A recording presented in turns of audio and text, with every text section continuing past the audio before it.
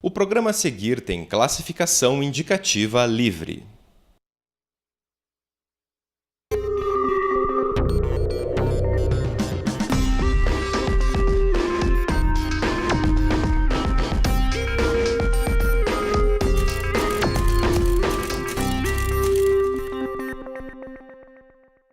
Olá, está no ar o FPR Notícias.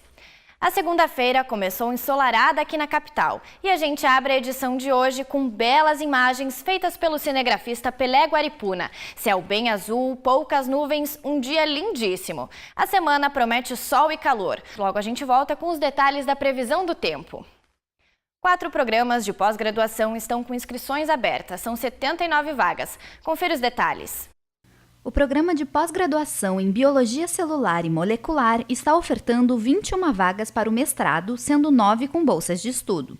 Os interessados têm até o dia 21 desse mês para se inscrever.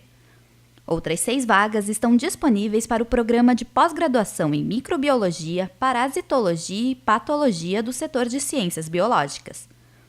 Para concorrer a uma dessas vagas, os alunos devem realizar a inscrição até o dia 20 de novembro.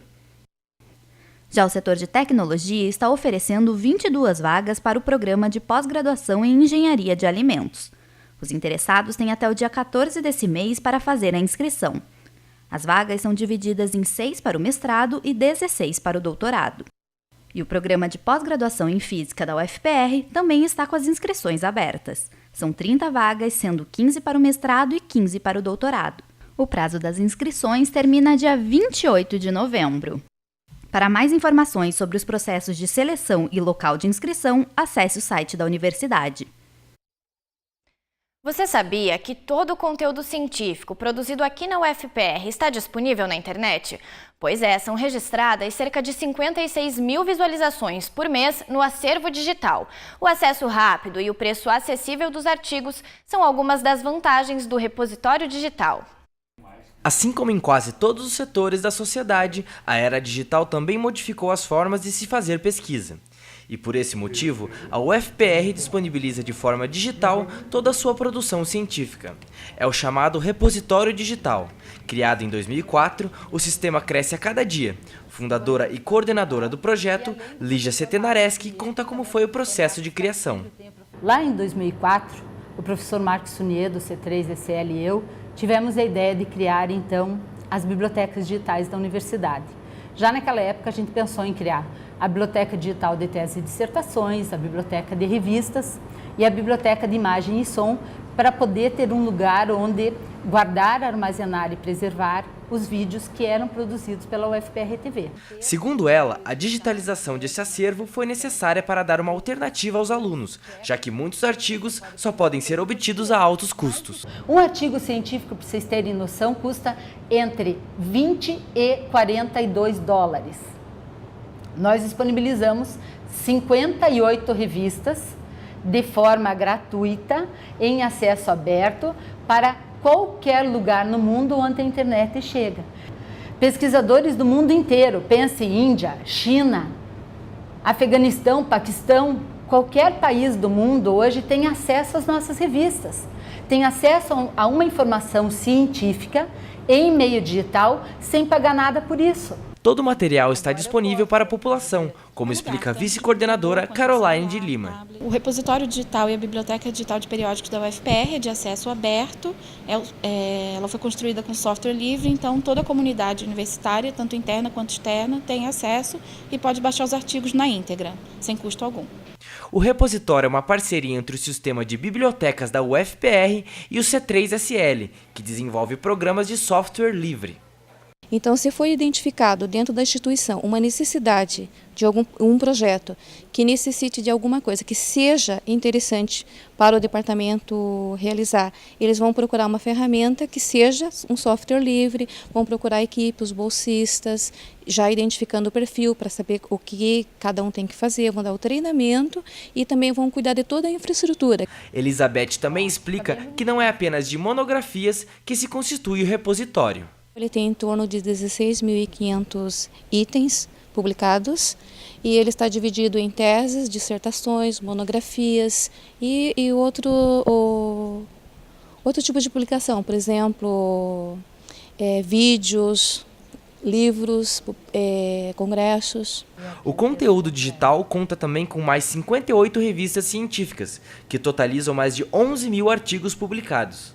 Esse grande número de material coloca o UFPR na 4ª colocação nacional do ranking de repositórios digitais. Facilitar o acesso a esse acervo significa aumentar as fontes acadêmicas para os alunos da universidade. Eu estava buscando só monografias e dissertações mesmo, foi o que eu encontrei. O que eu procurei eu consegui encontrar, foi bem completo, bem tranquilo. O repositório registra cerca de 56 mil visualizações por mês. Alguns arquivos já passaram das 600 mil. Para a Lígia, o crescimento desse projeto é motivo de orgulho. 10 anos depois, a gente poder dizer, sorrindo, que esse é um projeto que deu certo. Para ver de perto toda a produção científica da universidade, é só acessar o site do Acervo Digital. E não é só a produção científica da UFPR que pode ser vista na internet. Aos poucos, os livros digitais também já estão conquistando espaço dentro das editoras brasileiras. É o caso da editora UFPR, que já deu os primeiros passos rumo ao universo dos e-books. Eles surgiram há milhares de anos, mas esse objeto tão valioso nunca envelhece ou perde sua validade. Ao contrário, se renova a cada dia, principalmente com as novas tecnologias. Estamos falando dos livros, que com o avanço da tecnologia, além de serem produzidos no formato tradicional, os impressos, é possível também ter a mesma obra no formato digital, os e-books, onde o leitor pode ter no celular, por exemplo. E a editora UFPR tem embarcado nesse novo meio de produzir livros. Por enquanto nós temos apenas um livro, né, que é um livro feito em parceria com o Boticário. E temos aí uma ideia de no futuro fazer com que parte do catálogo, uma grande parte do catálogo, seja convertida para livro digital, né? A primeira obra da editora a ganhar essa forma foi Conservação e Biodiversidade, de Carlos Pérez. No início, o projeto seria apenas impresso, mas o próprio autor questionou a possibilidade de transformar o livro físico em versão digital. Foi meio por casual, na verdade, a edição do livro em formato digital, porque a princípio a edição era para ser somente em papel, e assim foi feito. Mas como um dos organizadores, o principal organizador do livro, mora fora e tem muitos contatos fora do Brasil, ele percebeu que era difícil toda essa coisa de levar o livro, fazer o livro editado, chegar lá, e nos questionou se não era possível fazer edição em livro digital. De acordo com uma pesquisa do jornal Folha de São Paulo, em 2013 os e-books representaram apenas 3% dos livros vendidos. Parece pouco, mas já é 3 vezes mais do que em 2012. E a tendência é que os números cresçam nos próximos anos. Enquanto isso, ainda é preciso trabalhar com as duas versões e, aos poucos, migrar para essa nova plataforma. A expectativa da editora UFPR é transformar grande parte do catálogo em livros virtuais. Nós temos um projeto de fazer com que grande parte do catálogo da editora, já existente hoje, né, seja convertido para o digital, e que no futuro a tendência é que nós já façamos contratos com os autores prevendo a dupla edição. O livro Entomologia Didática, escrito pelo professor Jundir, é um dos trabalhos mais vendidos da editora. Só este ano foram mais de 350 obras.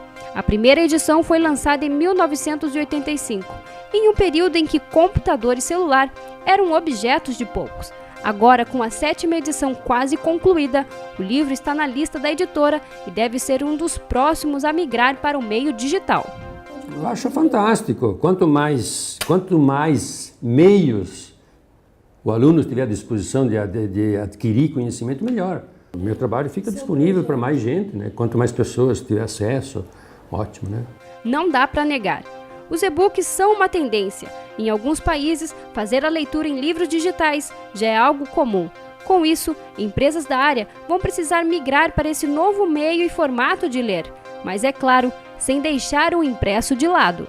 Com certeza ele vai entrar na internet, vai procurar o livro lá, vai encontrar o livro lá. Mas com certeza ele vai querer também a impressão. Acho que no Brasil ainda não é comum, mas quando a gente percebe que os dispositivos de leitura, tablets, celulares, smartphones, né, os computadores estão cada vez mais acessíveis, né? E com essa nova geração que está vindo, que já é uma geração ligada no mundo online, né, quer dizer, acho muito difícil que o mundo editorial não contemple, né, essa face digital. Seja no impresso, tablets e celulares.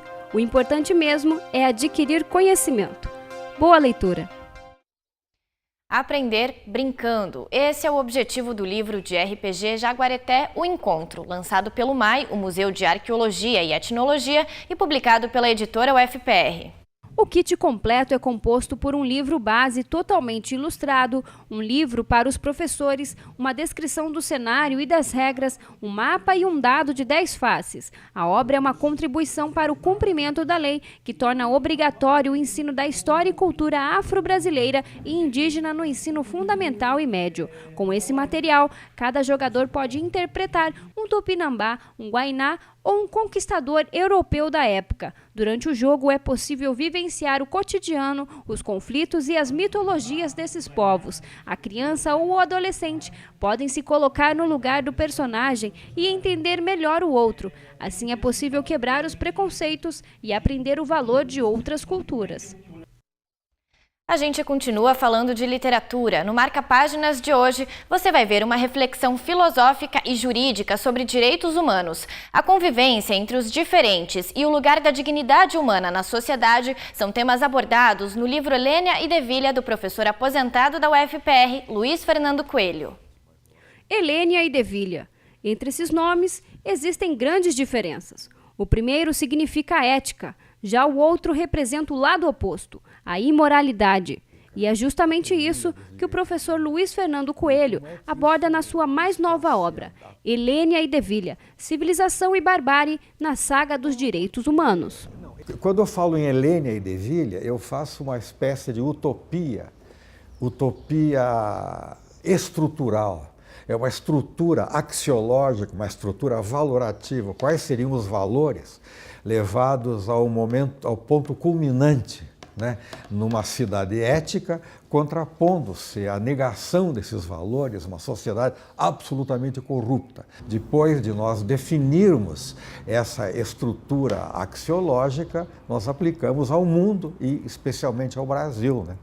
No Brasil nós falamos em ética e corrupção, falamos se o caminho que o Brasil está seguindo é um caminho heleniano, né, ou um caminho deviliano. O livro surgiu depois de uma conferência realizada na Espanha e é também resultado de seus anos de experiências acadêmicas. O projeto levou 8 anos para ser concluído. Na obra, o autor levanta questões relacionadas à política, civilização moderna, ética e corrupção, dando exemplos de acontecimentos mundiais, fazendo um paralelo reflexivo entre a filosofia e o direito. Quando se trata de direitos humanos, a principiologia é diferente dos delitos comuns que estão sujeitos à órbita policial e judicial interna do país. Agora, como é que eu vejo o Brasil neste caminho? Eu vejo que o Brasil está no caminho certo porque existe uma conscientização de que a dignidade da pessoa humana é um limite para a ação do Estado, que os direitos humanos devem ser respeitados em todas as circunstâncias. E basta olhar de perto para perceber. O cuidado com a parte gráfica e a montagem do livro são típicos de verdadeiras obras-primas.